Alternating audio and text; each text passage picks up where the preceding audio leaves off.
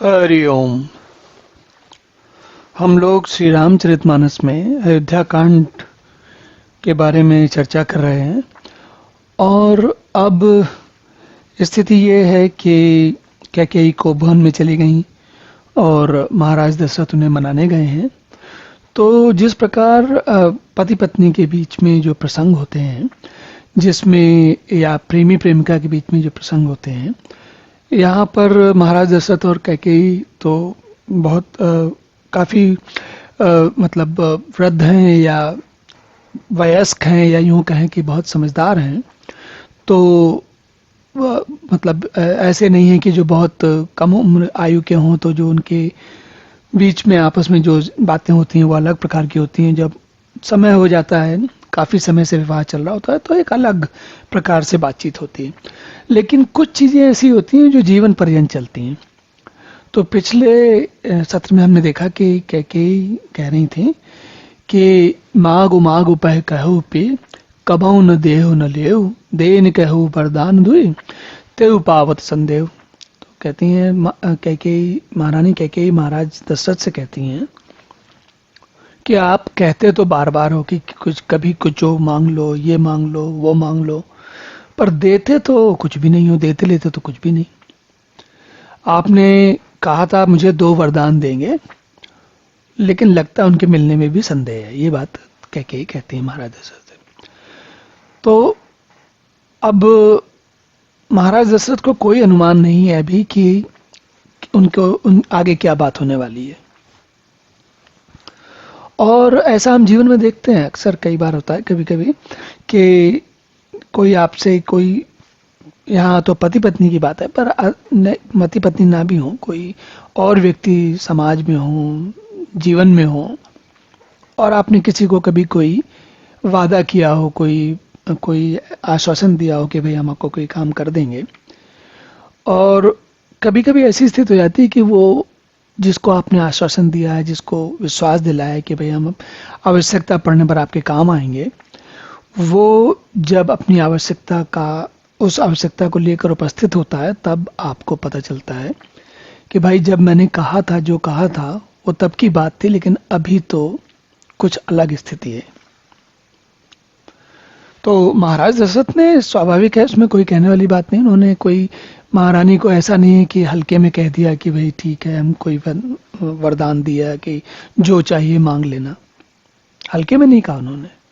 और महारानी कैकेयी ने भी उसको हल्के में नहीं लिया, नहीं तो अगर लिया होता या ऐसी कोई बात होती तो वो पहले भी कह सकती थी। अब लेकिन जीवन है, जीवन में ऐसी चीजें होती हैं।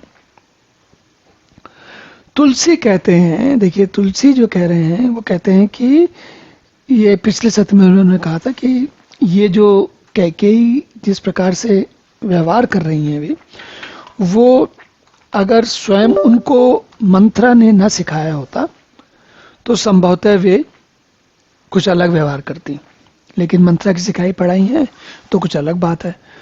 और मंथरा भी, हम मंथरा को ही क्यों दोष दें, उनको तो सरस्वती जी ने उनकी बुद्धि फेर दी है। भाई वही मंथरा तो है, अभी तक तो रहती आ रही थी, अभी तक तो उनको ना राम बुरे लग रहे थे, ना कोई समस्या थी।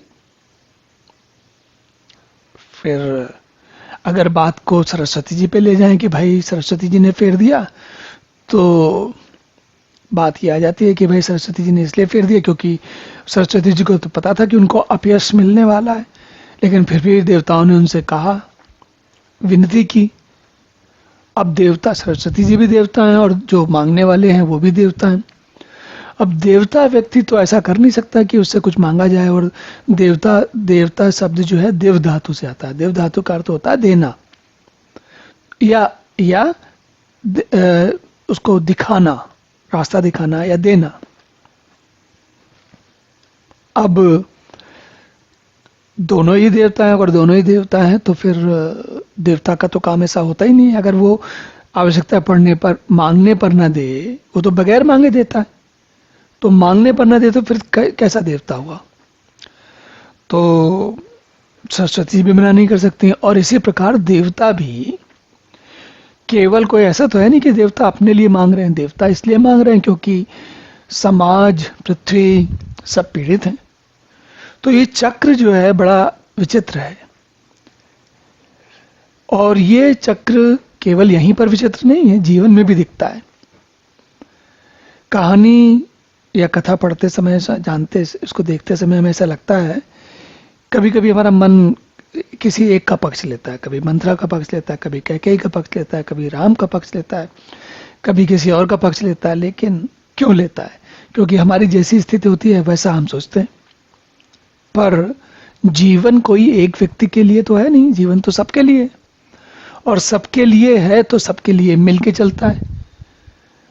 और इसीलिए कहते हैं ना कि कभी कभी गेहूं के साथ साथ घुन भी पिस जाता है। तो वैसी स्थिति यहाँ पर हो गई है, चाहे वो कैकेयी हो या मंत्रा हो या सरस्वती जी हो या देवता हो। तो राजा कहते हैं कैकेयी, महारानी कैकेयी से, जाने हो मरम राव हंस कहे, तुम्हें कोहाब परम प्रिय अयई, थाती राखी न मांगई काहू, बिसर गए मोहि भोर सुभाऊ। तो कहते हैं कि बिसरी गए मोहि मोर स्वभाव। तो महाराज दशरथ कहते हैं कि भाई तुमने खुद ही अपना संभाल के रखा था, तुमने कहा था जब मेरा मन पड़ेगा तब ये वरदान मांगूंगी। तो मैं इसलिए मान के चल रहा हूँ कि भाई जब आवश्यकता होगी तब मांग लोगी।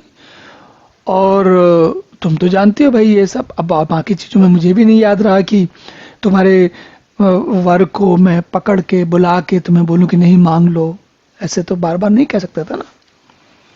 तो कुल मिला के दोनों लोगों का कोई विशेष बात नहीं है।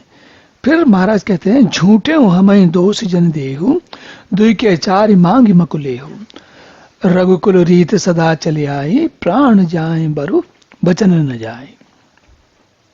अब बताइए, प्राण जाए पर वचन न जाए। तो कहते हैं कि ये स्थिति है कि कहते हैं आप, तुम्हें 2 वर की बात पड़ी है, 4 ले लो। हम महाराज दशरथ तो बहुत ही प्रसन्न है, क्योंकि उनके जीवन के सारे कार्य संपन्न हो चुके हैं। अब राजा से अब वो युवराज बना के, मतलब राजा, युवराज बनने का अर्थ है इसके बाद राजा वही बनेंगे, भगवान राम बनेंगे। तो उनके जीवन के सारे कार्य संपन्न हो चुके हैं। एक बार युवराज को राजा बना देंगे तो उसके बाद फिर तो क्या वानप्रस्थ है। तो जीवन के जितने एक, जैसे हम अपने जीवन में भी देखते हैं, जब तक हम स्वयं छोटे बच्चे होते हैं तब तक तो हमें नहीं पता चलता, लेकिन जैसे जैसे समय निकलता है, युवा होते हैं, जीवन संगी साथी मिलता है, फिर बच्चे होते हैं, और बच्चे जब बड़े होकर स्वयं समर्थ हो जाते हैं तो क्या होता है, हम सभी फिर सोचते हैं कि हाँ भाई ठीक है, हम धीरे धीरे अपने जीवन में हम समझ जाते हैं कि हमने जो कुछ करना था कर लिया। तो यही स्थिति महाराज दशरथ की है। और इसलिए वो कह रहे हैं कि भाई मुझे झूठ मूठ दोष मत दो, 2 के जाके 4 मांग लो, और रघुकुल विरीत सदा चली आई, प्राण जाए पर वचन न जाए। तो और ये जो रघुकुल रीति सदा चली आई, प्राण जाए पर वचन न जाए, ये जो है, ये वाली उक्ति या ये चौपाई हमने जीवन में कई बार सुनी होगी, इतनी प्रसिद्ध हुई है कि ये जीवन में और बहुत बार सुनने को मिलती है। तो ये विशेष चौपाई है, हमें मतलब ये देखिए, अब ध्यान देने की बात है कि यहाँ पर इस जगह पे आती है। तो चलिए अब यहीं रुकते हैं, अगले सत्र में पुनः मिलेंगे, तब देखते हैं कि आगे क्या वार्तालाप होता है महाराज दशरथ और महारानी कैकेयी के बीच में। तब तक के लिए हरि ओम।